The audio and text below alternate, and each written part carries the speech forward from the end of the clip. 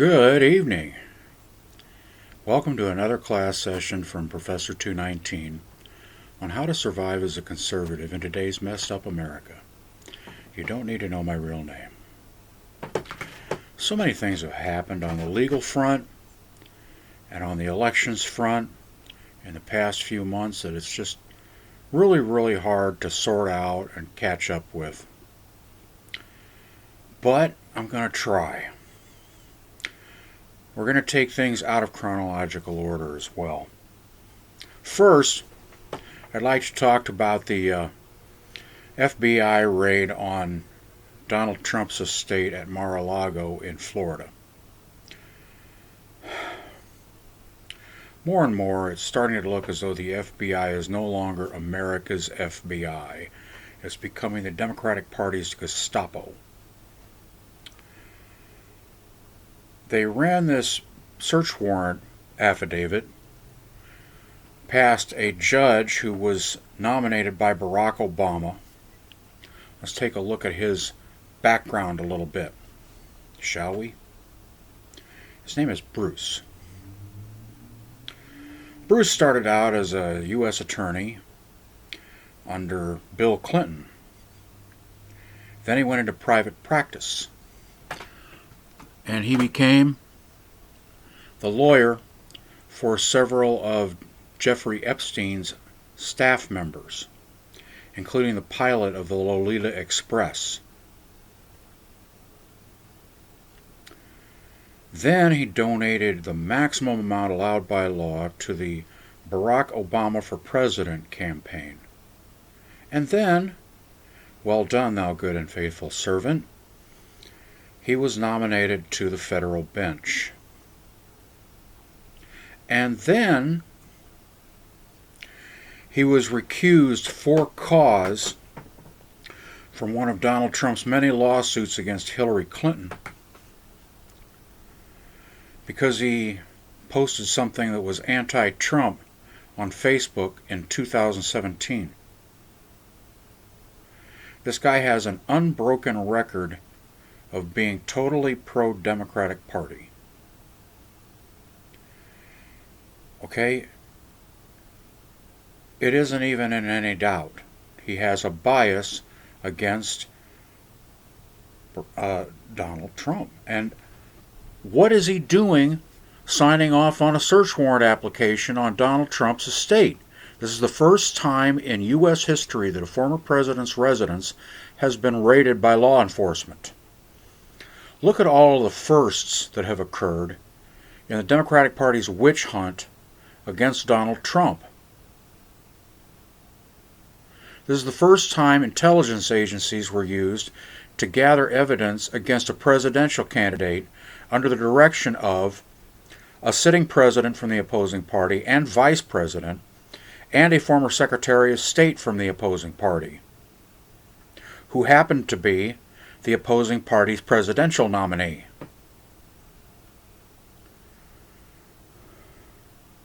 I could go on and on. This is the first time there have been two impeachments that succeeded in a chamber controlled by one party and failed in a chamber controlled by the other party, the Senate. I could just go on and on about the number of firsts that left a stain on the history of the FBI and our intelligence agencies and Congress.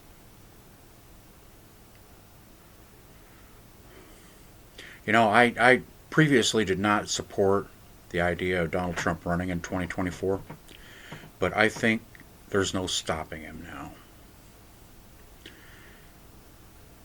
I just hope that Jim DeSantis or Ted Cruz wins the nomination, because we really can't go through 4 years of that again. It will tear the country apart, and I think Donald Trump knows it and he doesn't care. Maybe he even wants that result. But let's get back to the search warrant. The affidavit supporting that search warrant has now been released to the press in a heavily redacted version. that basically says Orange Man bad.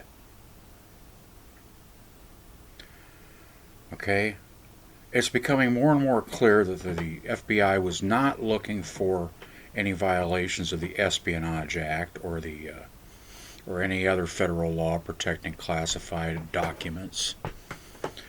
What they were really looking for was evidence of their own wrongdoing, so that they could get it out of Donald Trump's hands, and he couldn't use it against them. There's a law called the Presidential Records Act. It was passed in the 1970s, back when I was a teenager. I think everybody in the FBI needs to do a little seminar on the Presidential Records Act and realize that what they've done here is very, very wrong. Next, let's take a look at the recall election in San Francisco that happened to a district attorney named Chesa Boudin. A lot of people don't know the history of Chesa Boudin. I'll fill you in. His mother's name is Chesa Boudin. She was the getaway driver of a Brinks armored car robbery in Nyack, New York in the early 1980s.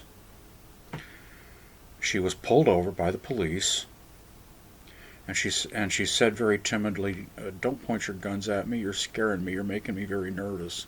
So they lowered their guns, and a bunch of armed men jumped out of the back of the van and shot all the cops dead. It was a massacre. And she was responsible, because she knew the armed men were in the back of the van she was driving, for crying out loud, and that she knew what they were going to do. Let's not pretend otherwise. Well, she served her 20 years, and she got out, and she became a professor at New York University. Fancy that. Her boyfriend, David Gilbert, the father of Chesa Boudin, had his sentence commuted by a governor by the name of Andrew Cuomo, just before Mr. Cuomo's resignation took effect. And he wrote the commutation order so that David Gilbert wouldn't get out of prison until after Andrew Cuomo left office. Timing is everything. By the way, can you guess what party Andrew Cuomo belongs to? You think it might be the Democratic Party?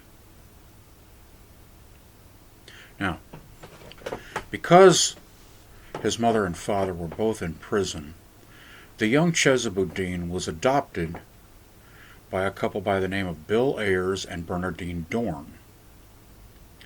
All four of them, Dorn, Ayers, Gilbert, and Chesa Boudin, were leaders of an organization called the Weather Underground, a left-wing domestic terror organization that set off a bomb in the Capitol building and other bombs in several police stations. They killed Americans. American law enforcement officers. It was all for the sake of their glorious socialist revolution, you see. So it was for a good cause, I suppose. Now, Chesa Boudin grew up under the tutelage of Bill Ayers and Bernardine Dorn. Bill Ayers spent about 24 hours in jail, and he was released because there was a serious flaw in the search warrant application. Imagine that. Then Bernardine Dorn was on the run for about 10 years, living under assumed names, and was finally captured and spent about a year in jail for contempt of court, and not for the actual, crimes, murders, and use of explosive devices that she had participated in. Because, you see, none of the crimes that she committed resulted in any deaths. And the statute of limitations had therefore expired on all that. There's only two crimes that don't have a statute of limitations: murder and treason. You can set off as many bombs as you want, you can cripple as many police officers as you want, and the statute of limitations is 5 years. Bernardine Dorn became a law professor at Northwestern University in Chicago. Bill Ayers became a professor of education at the University of Illinois in Chicago. Both of them have been cranking out generation after generation of new teachers and new lawyers and judges.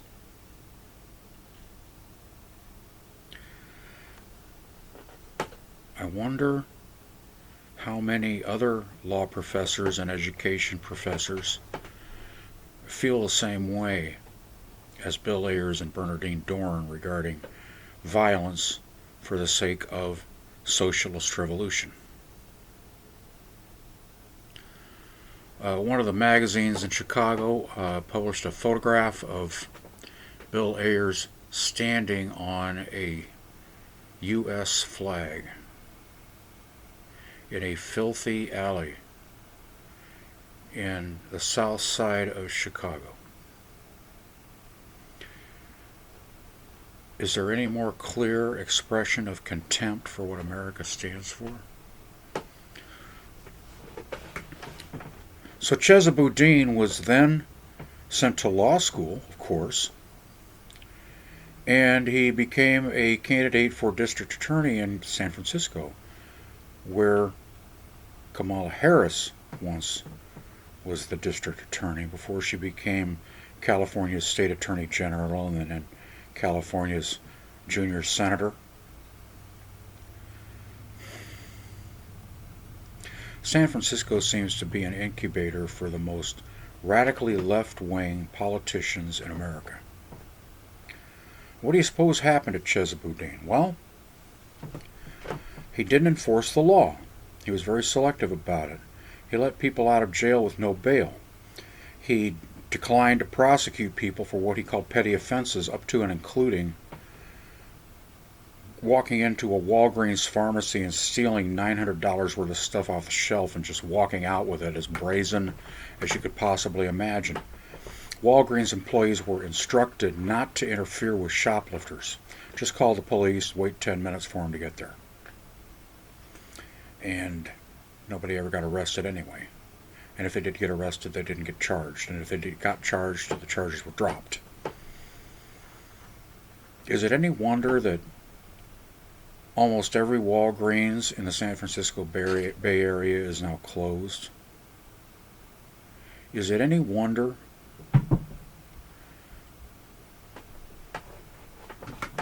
there's also been a rash of smash and grab robberies? And what is a smash and grab robbery? Well, they break out an $800 plate glass window or a $400 car windshield to steal $20 or $40 worth of stuff off the dashboard. And they run.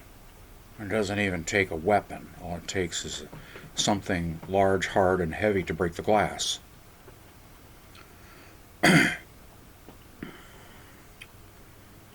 Even for the left-wing voters of San Francisco, Chesa Boudin was too left-wing.